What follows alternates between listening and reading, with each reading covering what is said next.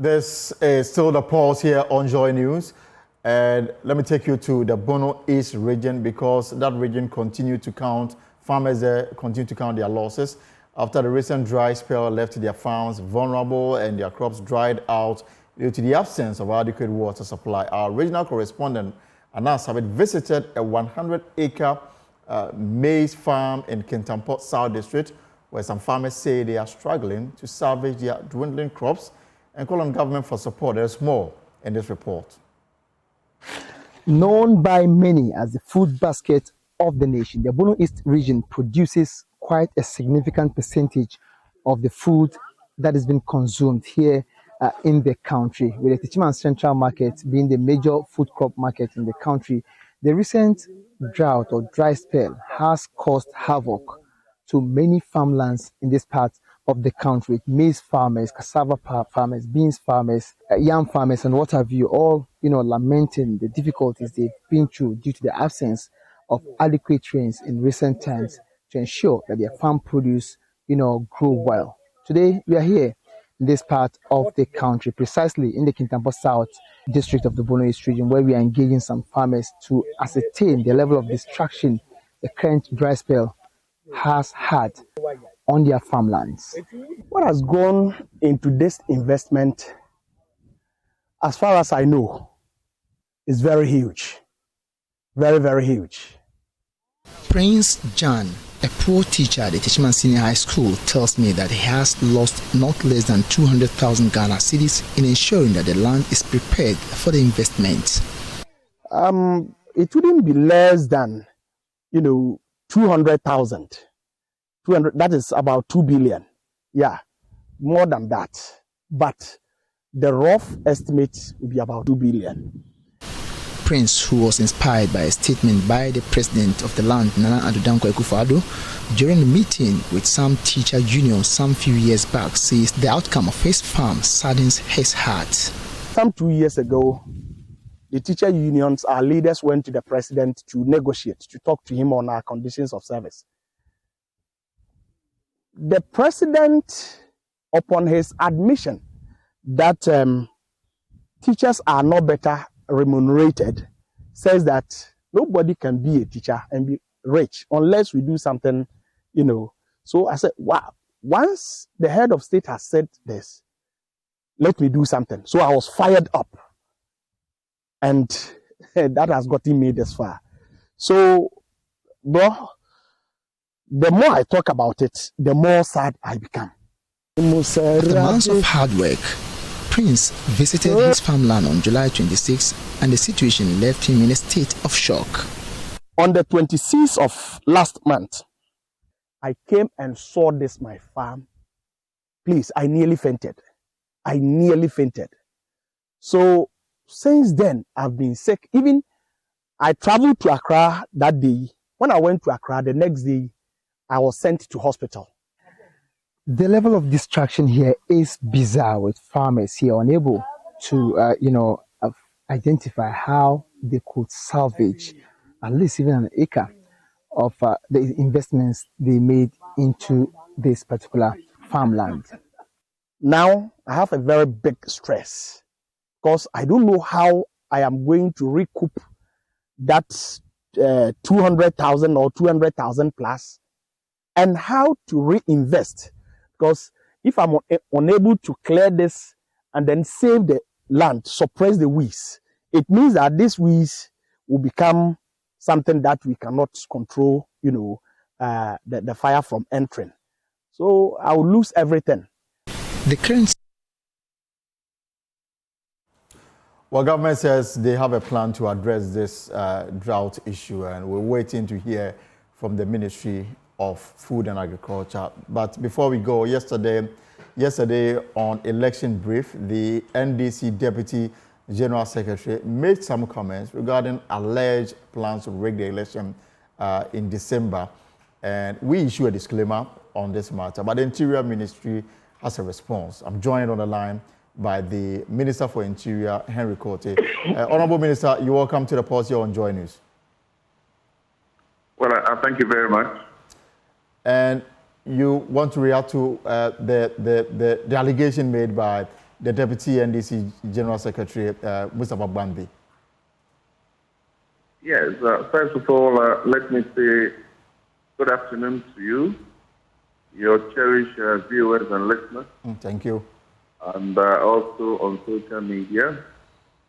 And before I say so, let me say, without any doubt at all, that for democracy to thrive in any part of the world, it is imperative to ensure that the media is allowed to observe and freedom of speech.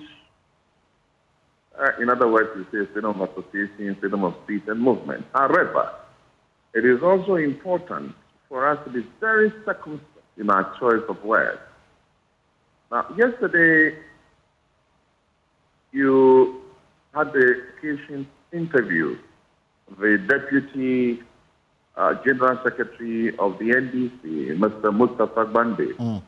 And in the interview, he is heard to have made a categorical statement on your platform that myself, Henry Corti, which he mentioned, the Minister of the Interior, the Deputy IGP, and he mentions DNR. First of all, I would have thought that as a Deputy General Secretary of a major political party, a leading political party, he would have known that there's nothing like DNR anymore. So let me educate him. Right. There is nothing like DNR. It is called NIB, the National Investigations Bureau. First point of correction. Number two, he alleges that we have met, and the purpose of our meeting is to rig elections. I think, once again, this statement is very, very unfortunate, coming from a Deputy General Secretary of a big political party like the NDC. He's making a very wild allegation. He's inciting the public. And I, unfortunately, will have to say that your platform was used. So perhaps you have to get him to retract, because I'll be waiting.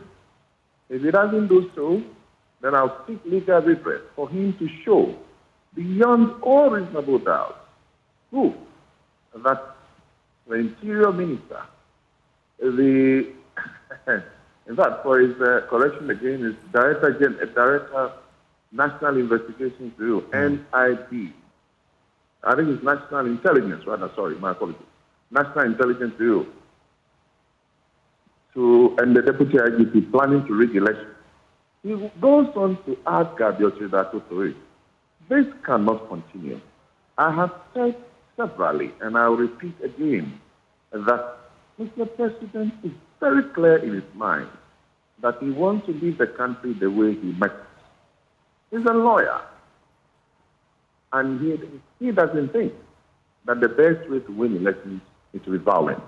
In any case, if President Akufo-Addo had wanted to come into power through violence, the proper time, the best time for him to have done that was in 2012, when he said no, though he believes that he won the election, he doesn't think we have to hit on the street, but rather go to a court of a competent jurisdiction for sale to be decided there. And you will recall that we went to court. When I say we, the NPP led by then the flag bearer of NPP to court several months, which the president goes there himself and the vice president, and that is where the you and I were not there. Right.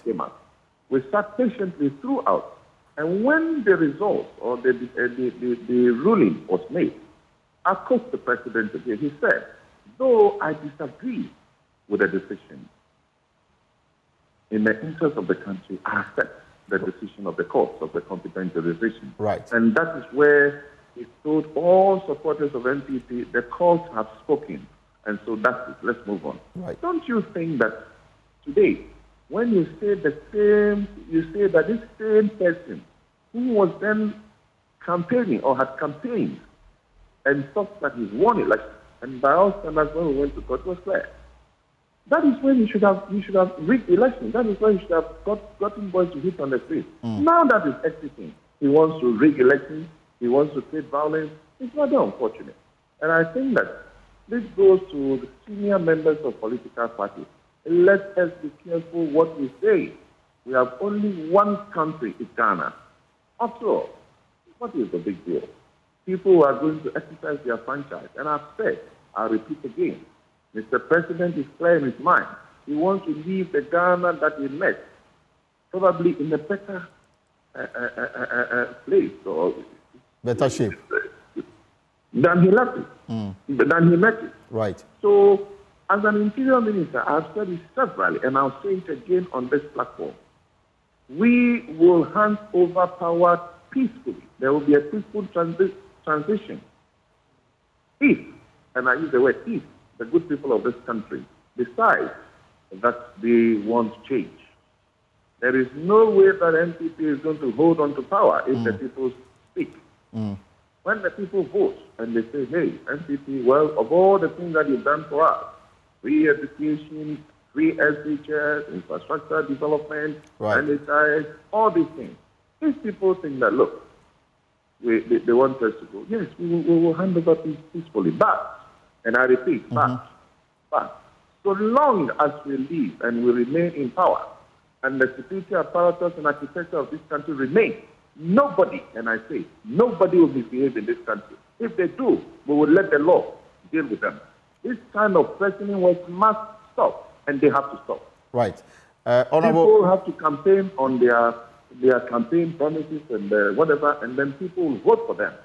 We will not sit and watch people take the law into their own hands. It will not happen. So if Mustafa Ban thinks that he's preferring an army to create violence, then he should be ready, because he said we should be ready. The security architecture will be ready for him. That I can assure him. All right. There will be no violence. Anybody who attempts to will respect it. All right. People will go and vote. And when they vote, whoever wins, hallelujah. But not before then. Or rather, before then. Nobody should threaten anybody in this country. Why?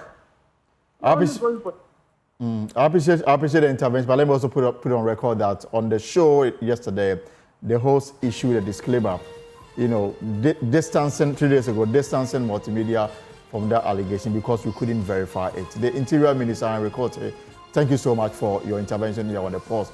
Folks, that's our show for today. For more stories, log on to our website, myjoyonline.com.